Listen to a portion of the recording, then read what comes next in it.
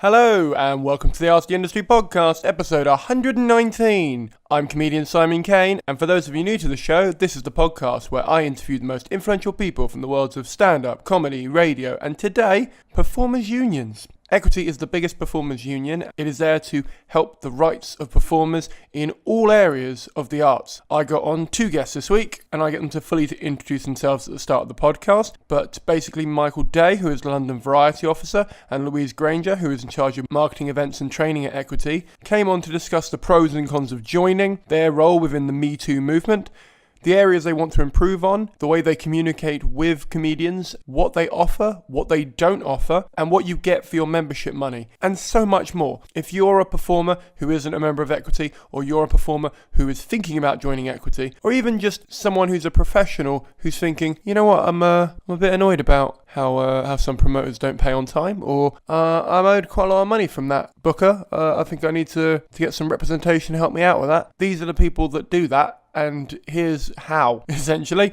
I learnt loads from it. I've been an Equity member for a number of years now, and it's one of the most useful things I have, really, as I use it largely for the insurance. I can't remember what I pay a year, it's £100 and something a year, and that covers me for all the festivals I do throughout the year. This year, I'm doing, 12, 15 festivals, and a load of other shows that I'm doing separate from them, but just around the country. Links in the show notes if you want to come and see my new show. Every room becomes a panic room when you overthink enough. It's going to be at the Edinburgh Festival. I really like Equity. I really think they do a good job. I think they have areas to improve on, and we do cover that. And I really enjoyed learning more about what I'm paying for within a year.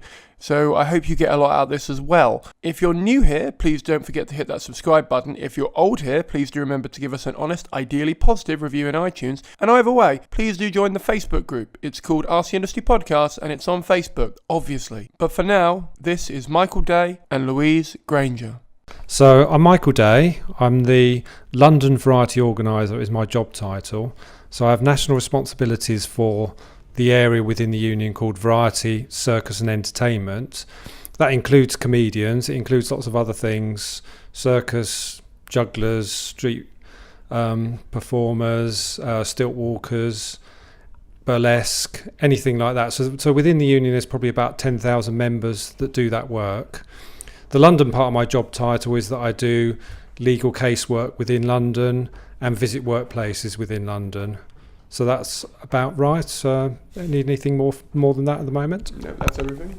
Okay, well, I'm Louise Grainger, and I look after marketing, events, training and services for members. So I don't do the industrial negotiation stuff, but I do deal with things like members' general advice, or some of our specific services around training, or some of our things around like mental health, careers advice services, job information service, anything that is service oriented rather than what we would call industrial, which is when you're into rates of pay, disputes about contracts, that kind of thing. That would be my side of it. Cool. So I think the best place probably to start is what Equity specifically does for comedians and what they don't do for comedians. Okay. So I'll start with that then. Equity's always represented comedians, but it's only really recently that we've got a group which we call our Comedians Network, which we can engage with more closely and look at their issues more closely. So that was founded in 2015. And it's partly on a Facebook group, and there's monthly meetings of a core group, and that's us looking at the issues that are going on in comedy at the moment. On a sort of individual level, we do legal cases for people when they've been cancelled, when they've not been paid, and we provide, as part of membership, public liability insurance, which is something that comedians do generally need because they're working in an environment where they're doing their own act. And if their mic comes off and hits a member of the audience, they could be sued and have to pay damages. So there's those sorts of things. I was going to ask a quick question that came off of that then. Yeah. A lot of performers, when a gig's cancelled, and say, Yeah. for example, they've made travel preparations, or hotels in some cases to stay overnight, are slightly worried about reporting that, even though they are meant to be compensated, because they might get blacklisted or not booked again. How does that work within Equity? Well, blacklisting isn't legal for a start, but it's true that comedians do feel vulnerable about making a fuss about things. So I think a lot of them don't do it because they think they won't get another job from that promoter again. And possibly there's some truth in that with some promoters anyway. But they are entitled to it legally, and if they can come and talk to us in the first instance, and we can help them make a decision as to whether they want to go forward with it or not. Sometimes they don't want to work for that promoter again anyway, and they'd rather just have their money. They don't want to be messed around again. So I mean, we do get quite a lot of legal casework for comedians for those circumstances. So yes, I would say to anybody, do talk to us. We won't necessarily take it further if you don't want us to, and it might ultimately be a commercial decision as to whether you want to pursue it or not. I suppose, are you keeping track of, say for example, a promoter repeatedly is cancelling things? Yes, we would have a record of every claim made. So if we know it's happening a lot, then we could be saying to people, look, it's time to do something now. And you've got 6 years to do it as well, really. That's the thing about contract law. You don't have to do it straight away. So you could save it up until you've fallen out with that person completely and then take it up if you wanted to. Didn't know that. So it's like a small claims court type thing. But yes, that's right. That's ultimately where we take it if we can't get anywhere through negotiation. Yeah, so I just add on. So if you don't feel strong enough to deal with it at that time, or you don't feel you're in a more vulnerable position, if you, as Mike says, you want to hold on to that, but keep all the information about it, keep the emails, keep the documentation and so on and so forth, then when you are perhaps more established or more confident in the industry or whatever, then, you know, as long as it's within 6 years. That's really interesting. I didn't know that. What misconceptions do people have about what you do? Like, what things do people think you do that you don't actually do? Oh, can I do our favourite one? Our favourite one is equity should pass a law. Oh, okay. We can't actually pass laws. We lobby, we campaign, we put pressure on, we take issues about arts generally and specific performer groups or sectors to government. We influence, we do all of that, but we can't actually pass a law, and that's a very common one that we hear. Another thing we get is somebody's stolen my joke, somebody's ripping off my material. That's quite a common thing. I think a lot of the comedians out there on the circuit are kind of quite honest, decent people and don't want to, breach someone else's copyright or they want to come up with their own stuff. They don't want to rip off someone else's. But a joke can be covered by copyright. It has to be original and it has to be significant enough to qualify for copyright coverage. But a lot of the time, a joke is just something that has been passed around and it's too insignificant to be covered. So a longer sort of anecdote type story might qualify because it has to be, like an artistic work and, knock knock who's there, etc. isn't an artistic work and it's probably already being passed around, playgrounds and clubs and things already anyway. So it has to be your original work and it has to be significant enough. But equity don't cover copyright claims. If we did, we wouldn't be doing anything else. That's the reality of it. We get asked about that a lot. Okay. So we can advise people, but we can't, pursue a claim through the intellectual property court. So yeah, because you guys have legal service providings that you can do for people. So what is that specifically? Is that like you have lawyers in-house or you just have contacts with people that are specific to arts lawyering? Well, we use lawyers if we need to, but staff are sufficiently trained to use small claims procedures.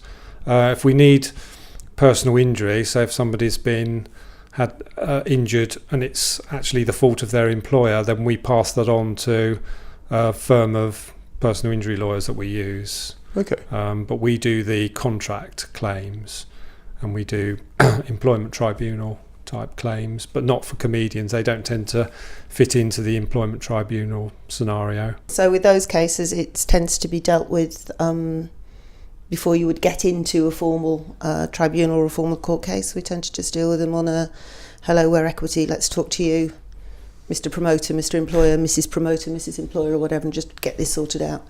This all makes sense then. So, because in 2017 we were talking about how you guys tried to formalise contracts a bit more for clubs, and it makes sense why you would want those to be standardised if that's a lot of the work you guys often have to come across. That's right. Especially if it's because you've got that contract. Hang on, let me get the name of it. I don't want to get it wrong. The comedian standard contract, the 3-page thing. So I suppose if a lot of promoters were using that, you at a glance could tell. Yes. If we've got a case, which makes everything a lot easier at your end as well. It does, because otherwise we have to look through a chain of correspondence, which might be partly by text message, partly by email, partly on Facebook, and then piece it all together and work out if a contract was actually made. So what the promoters do tend to do, though, in terms of the contract, is rather than actually physically use that template for every single booking, they agree to sign up to the terms and conditions and then just complete the deal using email. So that tends to be an easier way for promoters to effectively use the contract without actually going through all the admin of filling in a form every time, and that works fine for us as well. Perhaps we should explain a bit how it came about. Well, it wasn't sort of you, me and anybody else sitting here just going, we think we should do this.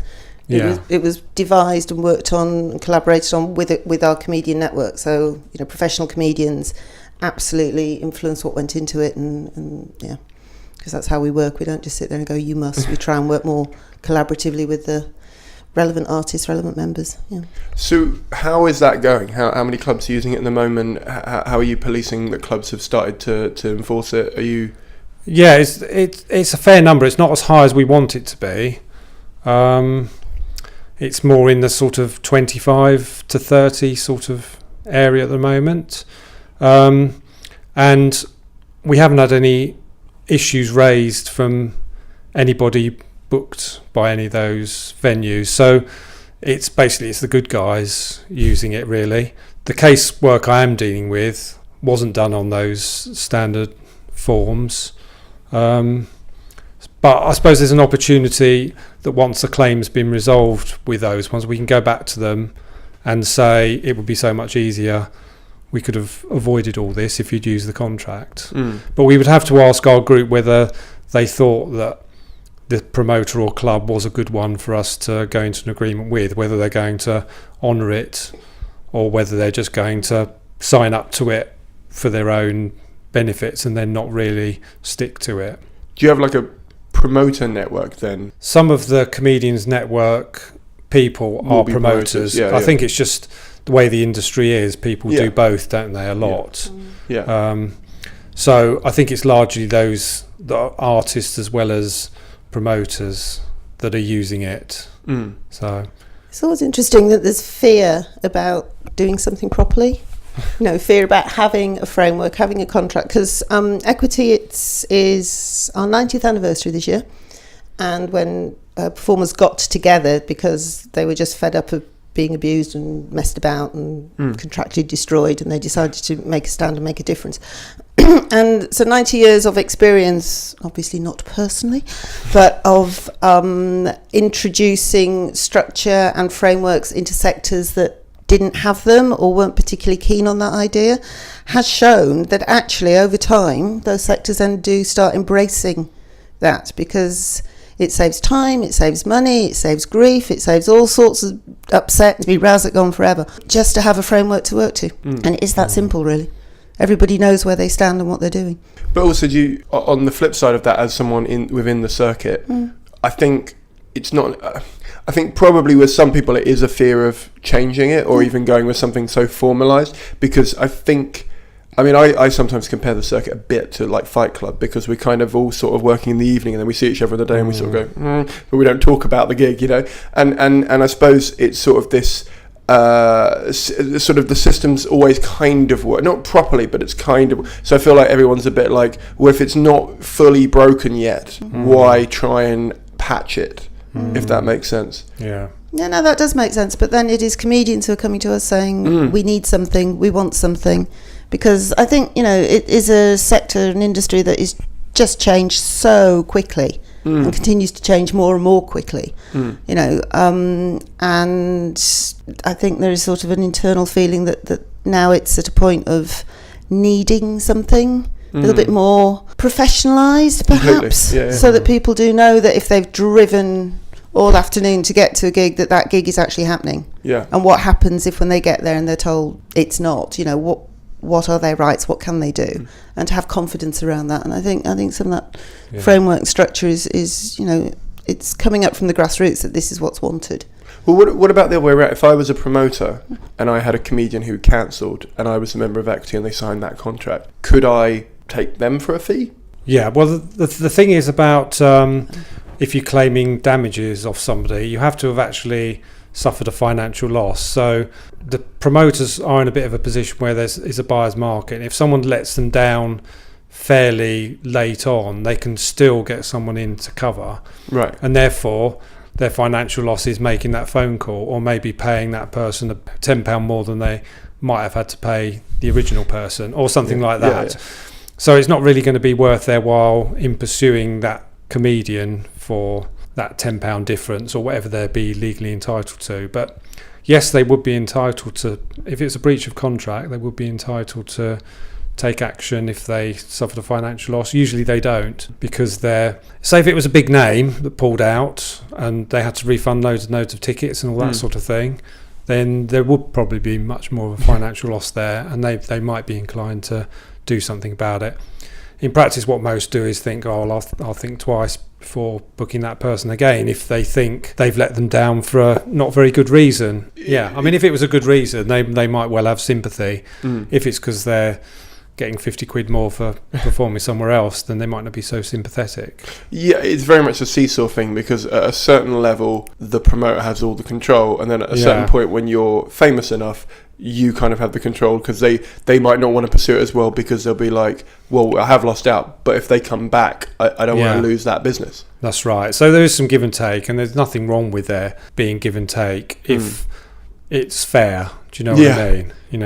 If it's always the artist that's suffering, then it's not fair. Yeah, it's a very abstract thing, because fairness is sort of very subjective to the situation. Yes. And that's kind of where you guys come in, I suppose. Yeah, I think part of it is because the fees aren't massively high, are they? So if someone's only being paid £50, it's easier to pull out of than if they're in a 6-month run in the West End being paid £2,000 a week or something. It's like, I mean, a contract's still a contract. Yeah. But the low fees are probably a factor in thinking why somebody might choose not to do a job. It's about how valuable that is to them if they get a better offer. Yeah, because it depends which is quite often what happens. It depends on the club. So, like, if you're doing a weekend club, you could be between like £150-250 for the set. And so, to my mind, that would equate to, say you're doing £2,000 a week or whatever. Yeah. It would equate to roughly the same thing, but just for daily one night. Right? Yeah. So it's interesting that maybe certain promoters, if the fees are so low, and if you're a comedian and your pay is so low, you're like, well, what am I gonna? Like, why would I benefit from this? Yeah. So those sort of paid gigs at that rate are more likely to be honoured, aren't they? Basically, if it's £150-200, you're much more likely to want to honour that, whatever. That's it's going to be for somebody who's a promoter who's a higher reputation, or a club that's of a higher reputation, that you wouldn't want to let down. Whereas anyone can call themselves a promoter and book a room above a pub for nothing, and rely on just getting the room for bar takings type of thing, can't they? So what do you think are the most underused features of a membership of Equity for a comedian?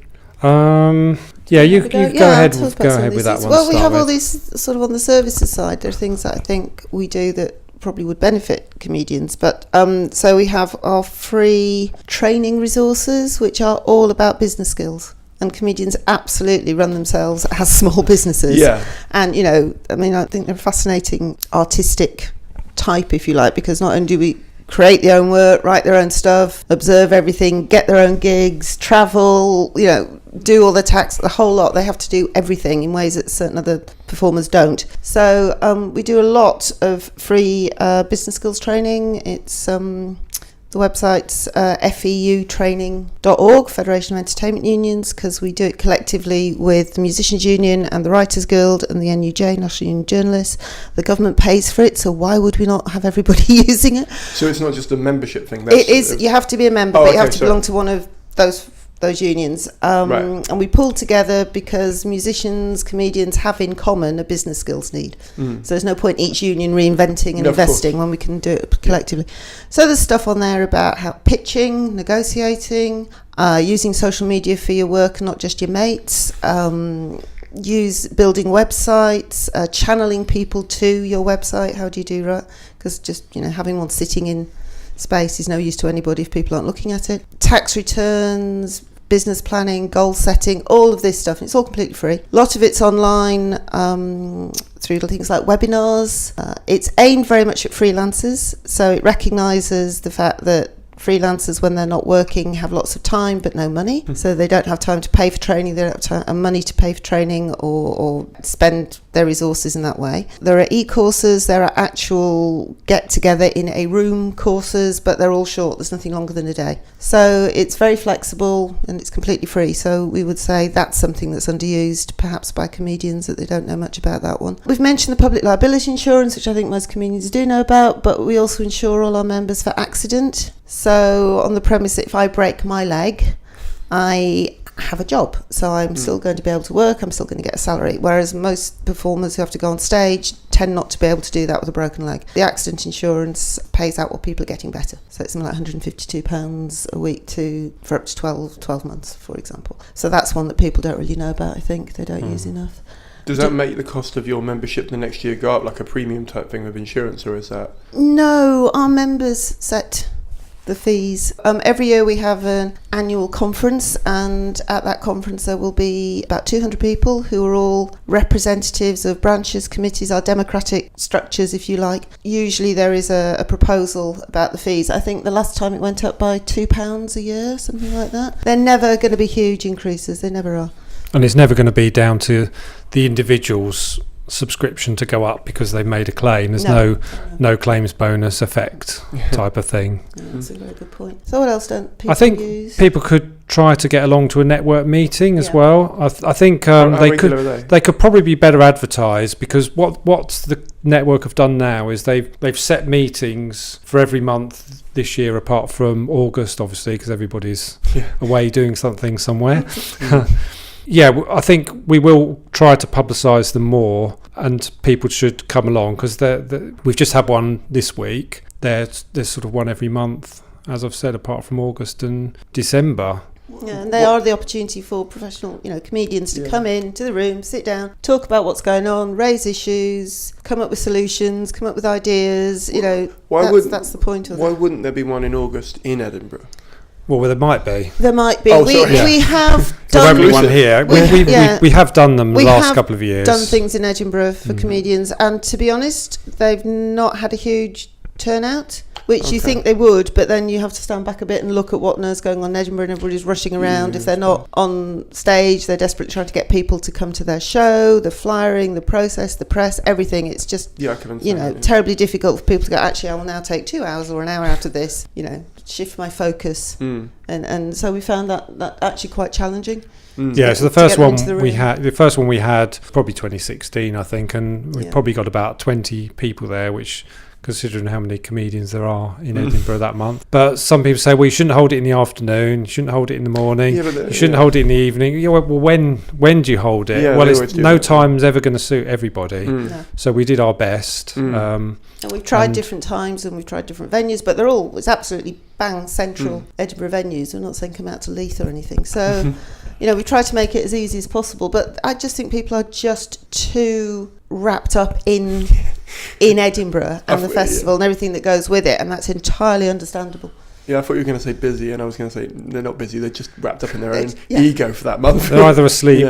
Or sleeping. We quite encourage that people should get some sleep during Edinburgh. Because we do quite a lot of work around mental well-being.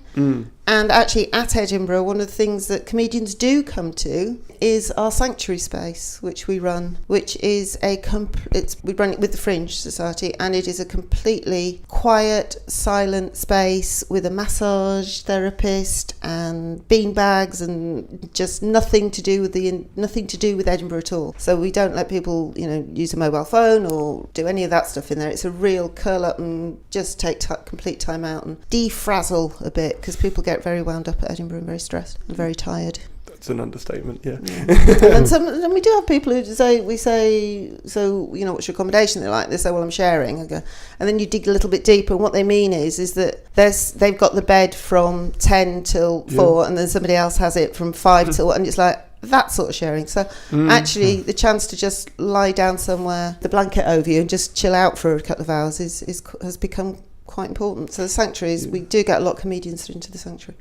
Yeah. No, I had a couple of friends last year that were renting either side of a bed to make it work, and it's crazy. But it's a buyer's market. I mean, it's a pay-to-play festival. Yeah. Like, I think that's something they don't advertise well enough, because I think everyone thinks, it's this amazing arts festival, and it is, but it's also a pay-to-play thing. Yeah, effectively the artists are paying for it, aren't they? Yeah. Really. But there has been a movement that we shouldn't interfere with that's as it is. And Edinburgh's one of those things we shouldn't try to change anything, because I think it was probably about 5 years ago that we got a low pay, no pay organiser, a specific person that was dealing with the subject of no pay. There was concern then, well, are they going to stop Edinburgh? Because there was even stories in the Stage about, that if everybody had to get paid, Edinburgh just couldn't go ahead. Well, people seem to want it to go ahead.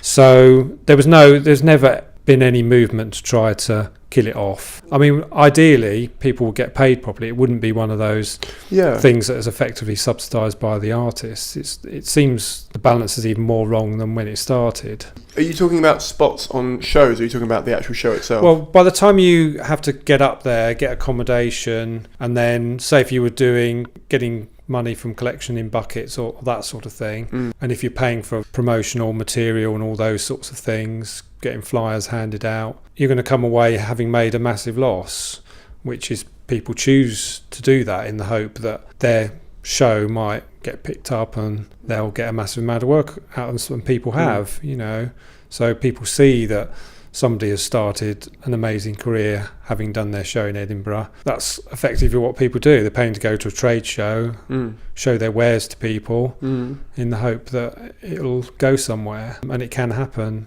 So all the while that's a possibility, I think people seem to be happy to go ahead with it, but a lot of people are saying, I just can't afford to do it this year, It's interesting because we were going to get onto your stances on pay-to-play gigs and free gigs and charity gigs, and where was it? It was in 2017. You guys put out something basically not having a go at, but saying if you're going to be doing a gig at a professional level, or if the promoter's getting paid, you should be getting paid. And I think there was a lot of misinformation floating around about that, because a few people told me varying things at the time, and it sort of confused me, where I was a bit like, well, the open mic circuit is perfect for people who've never done a gig before. Why should they be paid for their first gig? Because they're probably not going to be very good in the nicest way possible. And also, I don't think anyone's getting paid. Like the promoters are getting paid. The bar might be making money on a tab, but that isn't. I don't think that's necessarily always going to cover the fees. So maybe it would be good to talk about the differences you've got when you're talking about pay for comedians for gigs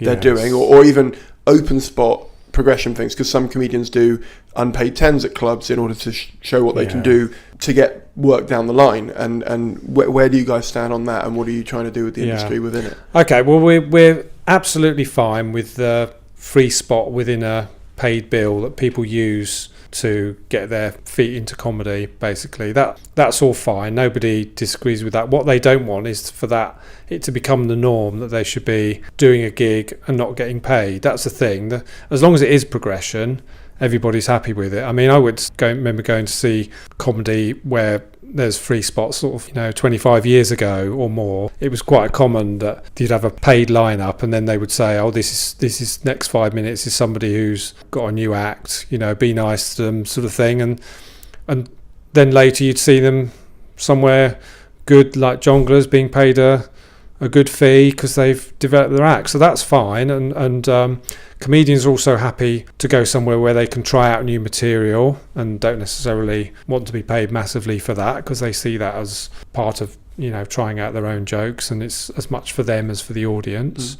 But what our network don't like is bringers, for example. Then they're not mad on that, where people have to bring along a certain number of people to a gig who've paid for a ticket. Okay, so you're okay if if it's a free show and you have to bring a friend, but if they had to pay for a ticket to come along. Well, sometimes they have to, sell so many tickets at such and such a price. Oh no, I'm just distinguishing between, because there are some bringers in London which say you have to bring one friend, but it's free entry, and then there are some that go, bring a friend, it's £5 for it, or whatever it is for a ticket. Yeah, well, I think bringer gigs in general are not so both those you're not on board with. Okay. I think the model they would like is total transparency. You're paid a fee to do your job, or it's a free trial progression spot within a paid lineup, and that the punters are paying to get in. I think they prefer a ticketed audience to a free audience. I mean, with bringers, eventually you're going to run out of friends. I have. Yeah. Well, you are. You're not going to be able, and if part of the position route path that gets you onto that stage to perform is you have to bring a load of people with you, and you've run out of people to bring, you can't perform. So it is just so flawed in every possible way. It's like, you'd hope by the point of, let's say, a year of I don't think anyone would ever do bringers every night of the week for a year, but let's say you did one a month for a year. You'd hope by that point you would have progressed to a stage where you would do gigs that weren't bringers. But I think that's I'm not defending them. I'm just saying but I think the concern is that things are changing, so that actually that progression is not really happening, and people are just being asked to keep bringing, no matter how many gigs they've done or what stage time they've got under the belt or whatever. Because there are some promoters who just see this as a really easy way, and it's also seen as discriminatory as well, because the sort of people that are going to be able to bring people are likely to be those sort of young single people, those who haven't got caring responsibilities, children, etc. They're not going to be the ones who are going to be able to find people to bring along. They haven't got a massive friends network. Once you get into that position of having a family or caring responsibilities, it's going to be harder for you to get your mates to come to a gig, isn't it? Because you're doing different things in your life at that stage. So it mainly suits the younger, freer, lonely. Person who's still living at home. I'm not. Me is what you're saying. But it does throw out all those sort of wider ramifications and problems, really. But progression is great. Getting, as Mike was saying, spots to try out, to develop, first time on the stage, second time on the stage, all of those things go from 5 minutes to 10 minutes. Build. But start getting paid at a point where you've built and you are progressing. Otherwise, you're not really progressing. There comes a point where you stop progressing and you're just being exploited. Totally, I understand. And the sacred thing also is the Friday and Saturday nights, where they would expect to get a proper fee. If you're doing Tuesday night or something, that might be more of a time to try out your new material. Rather, you don't want to be doing that for nothing on a Friday or Saturday. No, so that's of course. So as long as we've got people on our Comedians Network who've never done a gig other than been paid a guaranteed reasonable fee, because they've been, they started in the 80s or whatever when the circuit was new, and they've stuck with it. And then we've got the other end of the scale, people who haven't yet done their first proper paid spot. It's always been a bringer or a bucket collection or something like that. Nobody said to them, we're going to give you this fee to be a comedian on the night. Without asking your peers, how do we know if we're getting paid a reasonable amount? Because if you've never got paid before, 20 quid all of a sudden seems, that's amazing. But it might be that every other act that month got 50 quid or something. How do you know that you're not being... I think you can look at the economics of the actual gig to know how big the room is, whether tickets are being sold for a certain amount, or you can see lots of money being put in a bucket, lots of notes rather than coins at the end of the night, and you can see whether people are drinking a lot, and you can sort of imagine whether you're being ripped off or not. But you won't know until you're there, and by that point with the contract it would have been sorted. So I'm wondering if you guys advise, if you're the middle spot at this certain club, we know this is roughly what the pay is, We do have difficulty with that, because there's an organisation called the Competition and Markets Authority which prevents us from telling people what they should expect to get, Interesting, okay. because that's like a rate fixing. Because if you think of each comedian is effectively their own business, it would be like businesses colluding to charge a minimum rate. So we're restricted by that. It would be great to be able to say that. We could only say that if we had an agreement with a group of clubs, say that there was a minimum rate for these different slot, the MC and the opener, closer, all those sorts of things. If we had an agreement with a group that we could do that, then we could advertise that, and as that would then be the rate. Some people wouldn't like that because they think that minimum rate would become the rate, whereas they know they can negotiate more. So there's always been that argument within the whole of the variety entertainment sector, really. They don't want to have minimum rates because they know they can negotiate something better themselves, or they would hope they could in the future. They want to be able to name their own price, and that is their right. You have equity minimum for actors, and I'm wondering if you have an equity minimum for open spot, for example, for comedians. Yeah, that's why we can't do it. The reason we're able to have an equity contract for theatre is because there's a group of theatre managers. There's a Society of London's theatres that cover all the West End, and there's UK Theatre that cover the touring venue contract, and we negotiate with them annually on what the rates should be, minimum rates for weekly for actors. So we can do that with that group, and we do that within their recorded media, with BBC and with the independents. So we have those agreements in place. We need there to be another side that we can engage with, and it needs to be not just one club, it needs to be a significant group of employers. So it is possible. I mean, if Jongleurs had still been around, it could have been possible. Someone that's got loads and loads of clubs, that could be possible. We would have to then decide whether it's going to be worth us entering into that, whether it's going to make people better off or worse off. And if we thought it was going to make them better off, then we'd do it. Hello, just interrupting the flow of the conversation to jump in and say that you might be about to hear a mid-roll advert. And if you are, you're one of the lucky ones, because not everyone's going to be able to hear an advert. And if you hear the advert, it's specially chosen just for you. That's right, whatever it is. If it's about foot fungal cream or your bad breath, we've picked that specifically and targeted you through the algorithm at Acast. You're very bloody welcome. I wonder what it will be. Oh, it's like Christmas, this. You're not really sure what ad you're going to get, and you're not even sure if you're going to get one. You might have been horrible, and they might not want to give you an advert. Right, let's see if you do. Ready? Here we go. Oh, that wasn't too painful, was it? That was all right. Just so you're aware, if you didn't get an advert, I didn't get paid. If you did get an advert, I probably got paid about 4p. So if you would like to get an episode of the podcast without any adverts in, you can become a Patreon from $1 an episode, which skips this middle bit and any ads on it. Please check out that link in the show notes. It would really, really help out the show and the future viability of this project. If you don't care about the future viability of the project, or you just don't have the money to support it, either way, perfectly reasonable, then just carry on with your life. If you don't have money right now, but you do want to come support me at some point, I'm doing a load of festivals and shows around the country with my new 2019 show, Every Room Becomes a Panic Room When You Overthink Enough. There's a link in the show notes that will tell you where I'm going to be. Check it out, that'd be really helpful. And if you're going to be at the Edinburgh Festival, book a ticket, please. I'm going to be there for the entire month, and I am really proud of this show, but that's not relevant for right now. I'm not here to tell you how good the show is. I'm just here to tell you that it exists, because that's how I market my shows. It is bloody good, but you don't want to hear that. You want to get back into the episode. I totally understand. Let's jump back in. I got a message from a friend of mine who was an actor and now largely does comedy, and he was talking about how it was easier for an actor to join and receive benefits associated with membership than he felt it is when he became a comic. And I wondered if you had anything to say on the difference between joining of those two things, whether it is actually sort of segmented internally for you guys, as you join as an actor, you join as a comedian, you join as, because obviously often those things Venn diagram overlap. Shall I start a bit on that one? Yeah. I think up until, it was about 3 years ago, there was something like 72 different paths in to joining equity, depending on what you did.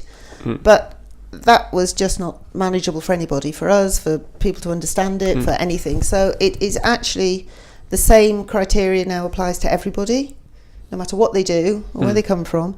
They need to be able to show us that they've earned £500 or more from the entertainment industry. So as a performer, as a director, as a singer, as a stand-up comedian, as a juggler, as a whatever it might be that they do, but it's that financial benchmark rather than show me the contracts from that particular sector or show me what you've got from here. And when we say what we want, look, they need to show us what they've got. That's contracts, pay slips, invoices, even bank statements that shows who's paid you, but just to show that you've earned that. And it's not one contract, it can be any number that add up to £500 or more. So we've made it more straightforward, and in that I think we've sort of equalled out any differences that might have been there, real or perceived, I think. And then once somebody's in, a card is a card is a card. So we don't say you've joined as a comedian, therefore you can only work in comedy, or we only ever think of you as a comedian. We have lots of people who've come in through one route and then do all sorts of other things.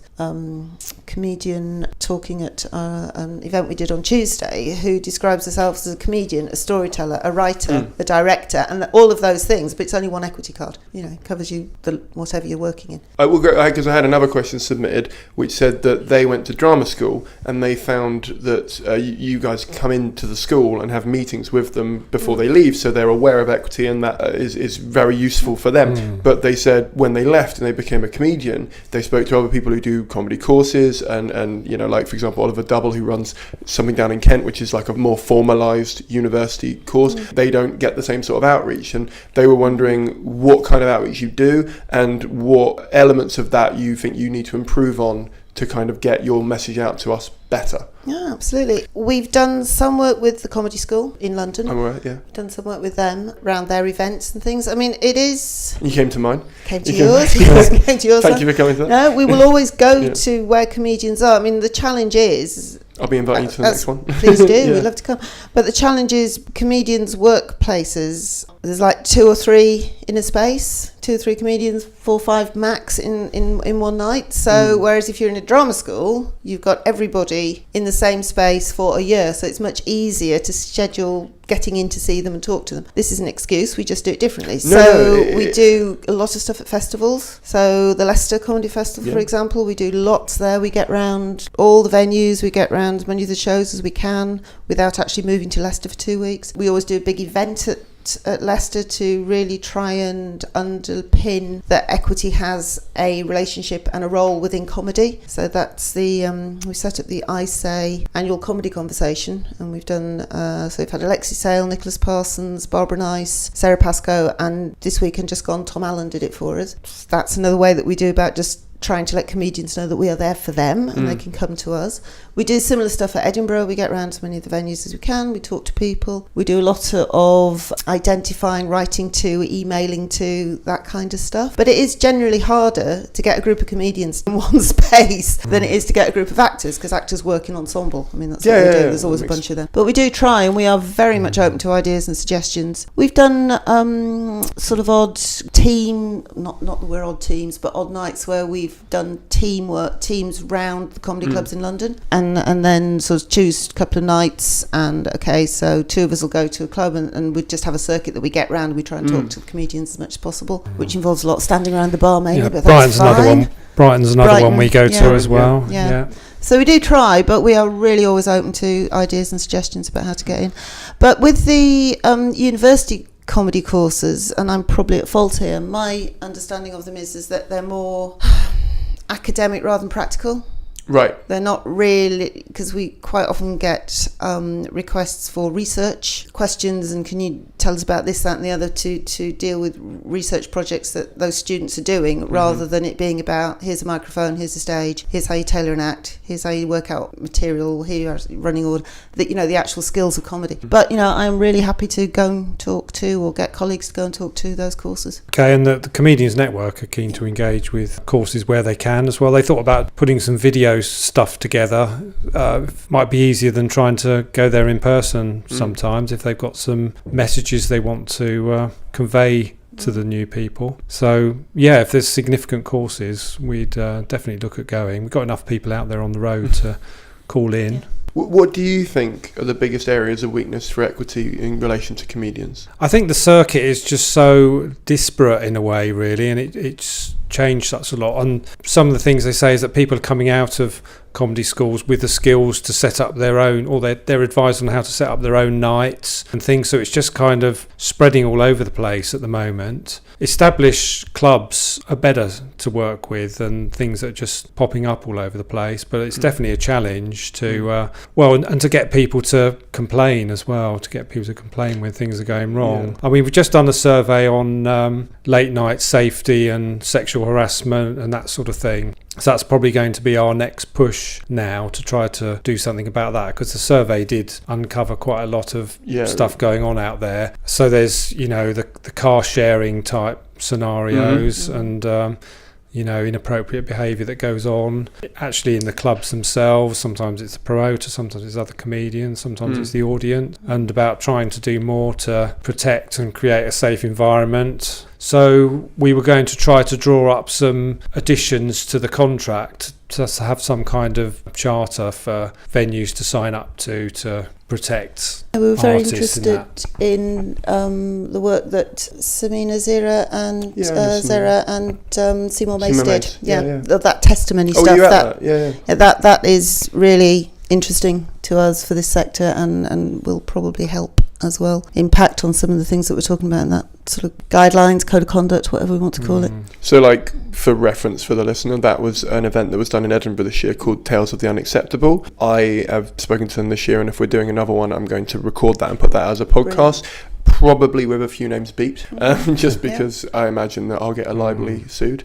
But it was an amazing event, and I don't think I was fully prepared going into it, because there was a lot of people giving their experiences in not necessarily graphic detail, but a lot of detail, and I knew a lot of them, and so it made me feel very uncomfortable in the sense that they hadn't come forward up to this point because they didn't feel like they could. And I especially, what was it, week 3 of Edinburgh it was happening or something, it was sort of that time anyway where everyone's feeling a bit vulnerable, and it was I feel like that should definitely be happening more, that sort of event. We are running, a response to the Harvey Weinstein allegations, which are just over a year ago now. We did a lot of work, and out of that came our Agenda for Change report, which is sort of a blueprint for what we think the industry should be doing and changing. A lot of stuff has happened, a lot of stuff's changed.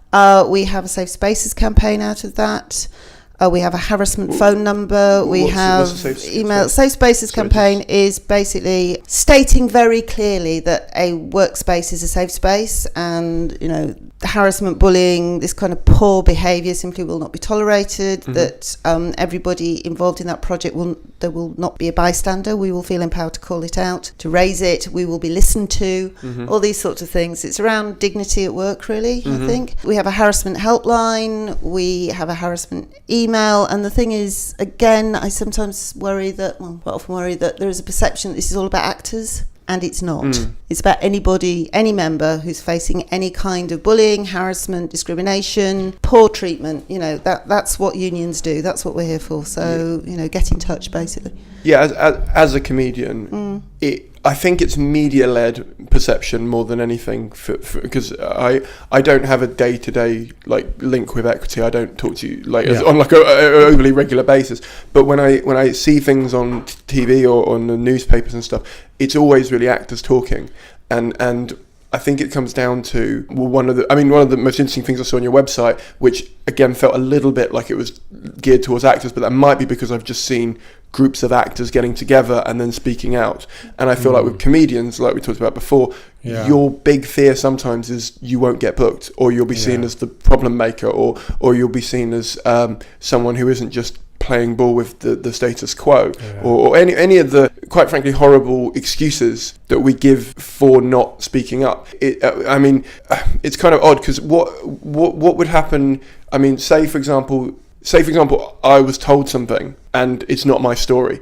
Can I put someone who's not a member in touch? We don't. Well, we're happy to hear from somebody who's not a member, to be honest, when it comes to things like this. But third-hand stories are a bit harder to deal with. Of course. Because I know there are a lot of new performers. We want to hear from the actual person, yes. But we kind of want to know what's going on. We want people to talk to us about seemingly insignificant or things that don't cross the line on legality, things that are just offensive, sexist, racist, but not sufficient enough that the police would be interested, because sometimes the advice is you've got to get the police involved. But people can talk to us confidentially, tell us things that are going on.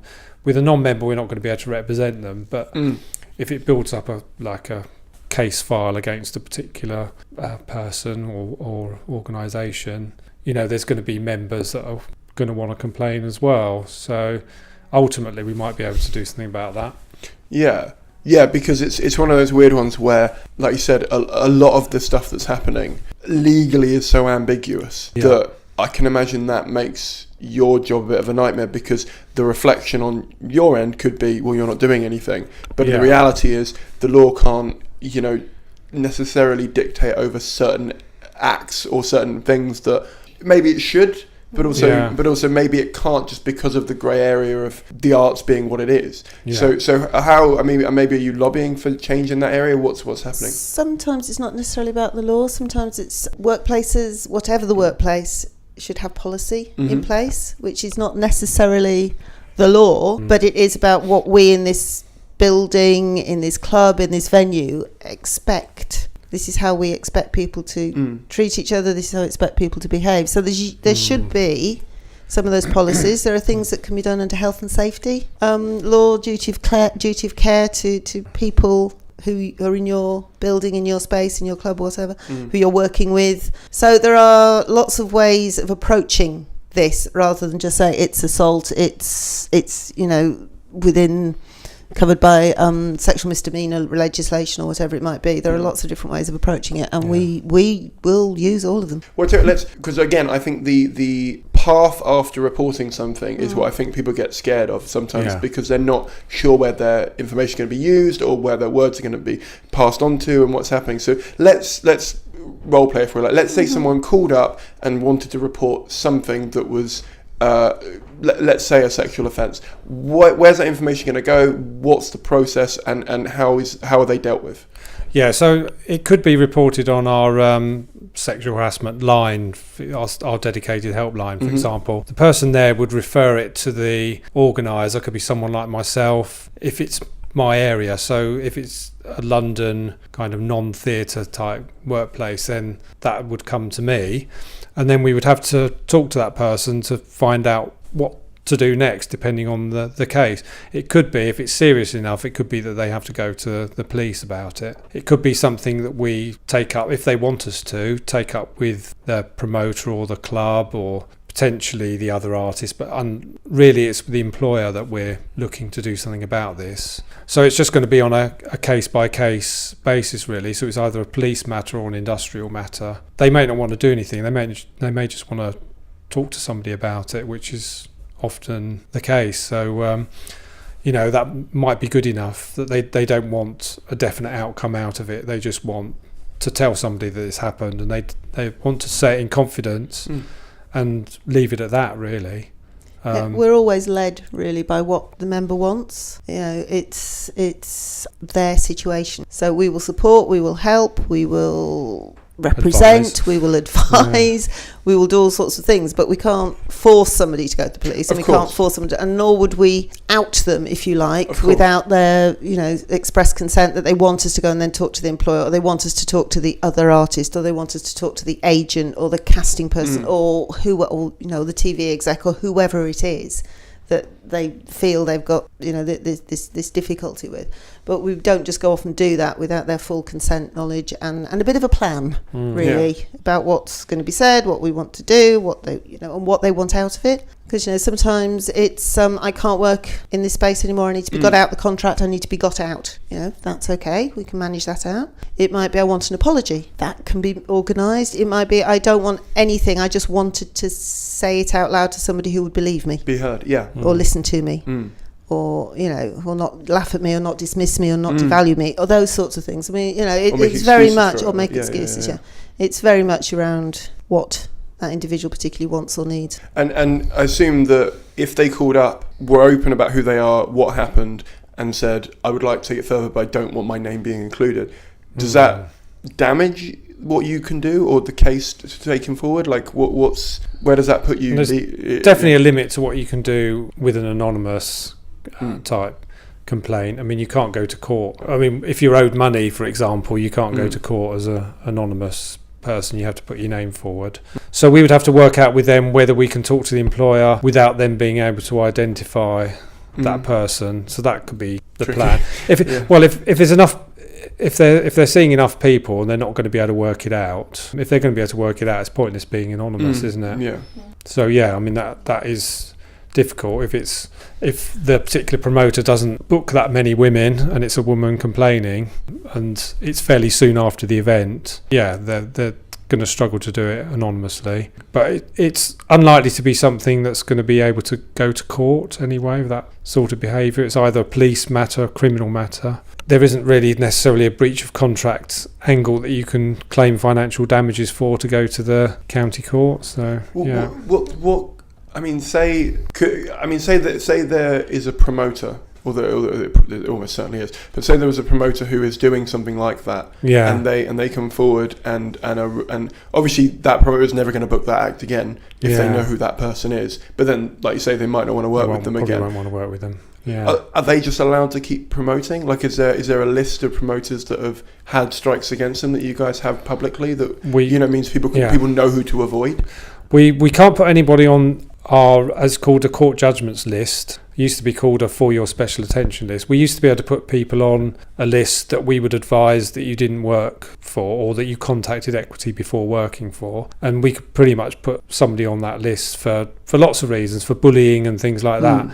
Now we've been told by the Information Commissioner's Office, the data protection people, that we can only put somebody on if we've got a court judgment against them, because that's a fact. Right. Okay. It's not contestable in any way. It's plain fact. That is the limit. That's the only time we can put somebody on that list. Informally we might be able to address a direct inquiry, but we certainly can't publish anything about somebody, we've been told, unless we've got to the judgment stage. I suppose there's a gap there between legality and like you said, because some of these things can't be dealt with legally. So if you can't deal with it legally, they can't go to court, which means they can't be on a list, and it sort of feels like that gap or loophole even is helping cause problems. I mean there is definitely a gap there. That's a situation that we probably have to talk to the promoter about rather than actually look at legal action, and we certainly couldn't publish details. Right. Could, like you said, Samina and Seymour are doing. I'm not going to say they are going to do something like this, but they're out there doing stuff, and I think it's fair to name them on. I'll message them before to make sure they're okay with their name being in it.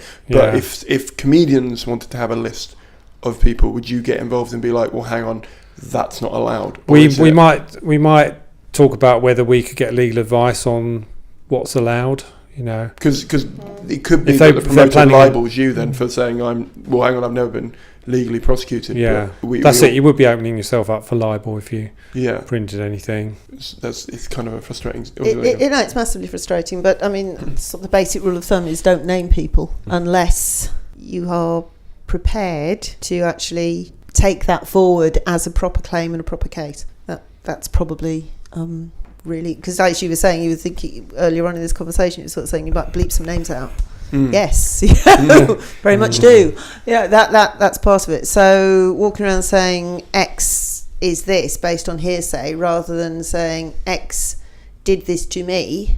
I've got records of it, I've got dates, I've got times, there were other people around whose names I can come up with, it was this place, it was this time, and I want to take that as an actual complaint forward, then it's best not to name them. I think there's everything on the Me Too stuff. Okay. I'm not quite sure how to. No, I mean our message about the Me Too stuff is basically it's always going to be case by case because these things are very personal. I mean that's the very nature of whether they're casual sexism or casual harassment, if that's even a thing. It still feels very, very personal. So members are facing any of those kind of difficulties, we would just say get in touch and we will listen and we will talk and we will work out whatever it is that is going to be best for that person. Would it be, as we were talking before about banding together and having like a group of people and that sort of event, would it be more helpful for you if someone who, and by the way, I'm not just off the top of my head here, thinking if someone had an experience with someone within the industry and they found out other people had had a similar thing, would it be better for them to say, me and 10 other people have this thing they want to talk to you about? Would that be a stronger case, even if again it's not something legally that can be pursued? Would that enable you to act or shut down their gig or whatever it is? Yeah, it would be interesting to try something on that basis if you've got enough people, because certainly with the Weinstein thing, it wasn't because it was one complaint. It was because people were coming up from all over the place saying it happened to me as well, exactly the whole Me Too thing. So yes, I think it would strengthen the case and possibly increase the chances of action. So yes, but exactly what action is difficult to say hypothetically. What is possible. What's the telephone number, just for the reference of people at home? 0207 670 0268. Okay, and you can ring that if you're not a member as well, just if you want to report stuff. You can, but as Mike said, we can't represent and we can't. But yeah, there are other helplines that the industry have put together. There's one that the cinema, I've forgotten what it's called now. It used to be, it's one of the charities that used to work specifically with cinema and film and TV workers. They have a helpline that anybody can phone who works in the industry, and theatre employers have also put one together, which again anyone can phone from any sector of the industry, and just because they're called theatre or film or cinema doesn't preclude. It basically means live performance and recorded performance. That's really what it comes down to. So yeah, those are out there as well. Well, if I'll email you in the podcast notes, there will be links to all these things, so people can. But I think it's worth, just because we had this sort of little chat about it, so people know they can talk up if they want to, and you are willing to listen even if they're not a member. We have had some successes with sexual harassment at tribunal level. We certainly have, where people have come forward and it has not harmed their career. I think that's quite important to say. That's very important to hear. And successful outcomes, so they are completely possible. And we would just encourage people. I think the difference with the Weinstein thing is that an incredibly powerful person, because sexual harassment is all about power, that's really what it is. An incredibly powerful person and it has been shown that they are facing consequences for their actions, and that's the difference. That's actually the sort of really crucial message, I think, that actually somebody that huge and powerful, who everyone thought was untouchable, is in fact not untouchable and will be facing challenge and consequences and all those sorts of things. And so the more people that come forward, the more people that raise these things, the more challenges to those sorts of bad power relationships will happen. I've got the last few questions to ask you, but I'm just trying to think of how to segue so that it's a lighter let's get away from harassment. Let's talk about something else. So so career advice. A few people have asked, who do they actually speak to when they call up about career advice? Is it a comedian? Is it one of you guys? Is it someone who's been sort of a veteran, like you said? Who was it? Alexi. Right. So we have careers advisors who are performers and writers. We have two at the moment, Paul and Bev. I'm trying to think. I think they're mainly from an acting background, but they have done all sorts, basically. And people can book a one-to-one session with them. They are trained to the National Gold Matrix standard for delivering information, advice and guidance. And they know the industry inside out, and they're good on just all sorts of, the peculiarities of the entertainment business rather than a normal standard careers advisor. Otherwise, people will phone the relevant organiser in the building. We call them organisers, so it's a person who has an area of responsibility. So like Mike has variety, light entertainment, cabaret, circus, for example. We have a BBC organiser, we have a film, TV organiser, whatever. Quite often they'll come through to me, and I know quite a lot about all sorts of sectors and stuff, and we can signpost and direct and talk. We can do that. So no, they're not going to be speaking to somebody who doesn't have any grounding or understanding of the industry. That's not what it's about, really. It's about peer-to-peer, and it's about people who work and understand this very peculiar landscape in which we all operate. And that's included in your membership, so it's not like a paid... No, they can talk to me 10 times, it's fine. Okay, cool. I understand the curiosity there, because as we briefly spoke about before the podcast started, anyone could start a comedy course. You know what I mean? And as a result, if you've never done comedy before, or you're not in the industry yet, you know, go to Squarespace, make a professional looking website in minutes, as they say. Use my discount code, and you know, you're able to, you know, do something like that. And obviously you guys are much more professional than anyone who could just do that. But obviously I think it's worth people noting that you're not going to just be calling, you know, sort of someone who's never gigged before. No.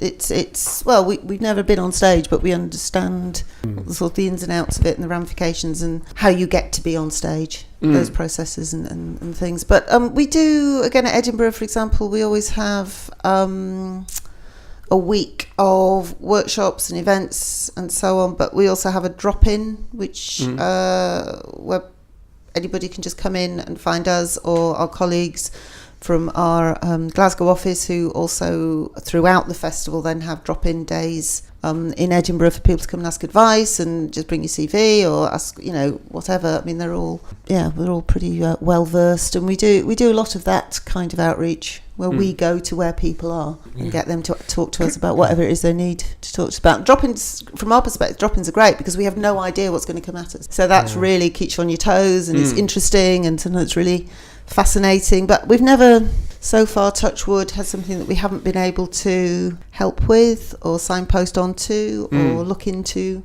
a bit more deeply. And pensions is another thing on your website, which I think most comedians A, don't think about, and B, don't think is an option in this industry, because, you know, you're like you say, you're a freelance business essentially. And it talks a bit about how, you know, you can pay into it and that sort of stuff. So what do you offer in terms of a pension for a member? Yeah, so the pension scheme's there, and it's very easy to register. It's just a case of making the one phone call and getting a number. Where it really benefits you is if you're working on one of the standard contracts in theatre or in television, because then the employers put in money that you wouldn't otherwise have got. If you're just investing but you're not working for any of those employers, then you're just putting in your own money. There's no employer putting in some as well. I don't think it's possible to set up a scheme for promoters to put money into the pension scheme as employers, just because of the nature of the contract. But people do go from comedy to work for the big employers, so, you know, for the sake of making a phone call and having a pension, they may as well do it. They may as well try and put some money into it, because the sooner they do that, the more likely they are to see a return when they retire. So the longer it's been in there, the better. It's a pension scheme that has been designed to recognise the slightly up and down working life of our members. So it's not something you have to contribute to every month. So there's a lot more flexibility about when you put money into it. Obviously, if you can, that's marvellous, but you might not be able to. It's this hybrid between a personal pension and one that certain employers will pay into when you're working for them. So that makes it quite interesting. And other organisations have kind of tried to copy that model. So it is very much tailored around the up and down working patterns, lifestyles of performers. But yeah, I think Mike sort of explained quite well how it works. But if you are working, say, you know, on doing a comedy thing on Radio 4 or whatever, then this is a payment above your fee. So you get your fee, and then they'll pay a bit more directly into your pension scheme. So why not? Because it costs nothing to get into it, and you might as well have one, you know. Names. Now, I know you historically you make sure everyone has a unique name. We do, yeah. Still do. Yeah. A few people have said, well, let's say my name's John Smith. There's a fair number of ex-John Smiths on the circuit who maybe have built up a name for themselves, even though their name is not unique, if you like, and it might already be taken. How do you deal with that in terms of making sure that people who, you know, because if you let's say you spent 8 to 10 years getting to a stage where you could join Equity because you have built that up and you've built a reputation, you might not want to change your stage name and compromise that, because that's part of your brand and part of your business. That's right. How is that dealt with? Well, I mean, some people do join under a slightly different name but continue to use the name that they've established because the name's already taken. A lot of high-profile people you might have known have decided at that point just change the name, have something completely different, and that is of benefit to them. But we would still, if somebody was performing under one name but we knew them as something else, we would still represent them. But it can become difficult when there's royalties involved in when you're working on to make sure they send the money to the right person. It is ideal that you're consistent about the name that you use in your career. But I would say to anybody, don't let it stop you joining and having the other benefits. So you can make a subtle change to your name so that it's a unique equity name, and then still keep on using the brand name that you've been using. Yeah, we try to keep a record whenever possible of an actor name as well, don't we? Yeah, so people have a legal name, an equity name, and an act name within the records. Within their membership record. So, some people have quite often with drag acts and things, for example, they're not always, their equity name isn't always their drag act name. Yeah, and burlesque and some of those sorts of places, and children's entertainers, So, and some comedians, actually, when I think about it. But yeah, so we keep a record so we can try and identify, because as Mike says, a lot of this is about money. It's about royalties, it's about residuals, it's about making sure that the right person's getting the money. A lot of it is about brand recognition, and some of it's around not getting yourself into trouble for passing off where people think you're going out under their name, and therefore you are taking their work because people are booking you because they think you're the other person. And that can get very messy. Yeah. So yeah. No, completely. So unique names are good if at all possible. Definitely. Yeah. Definitely. Last question. If you had one bit of advice for a non-equity member who has never considered joining but would like to, what would you say to them?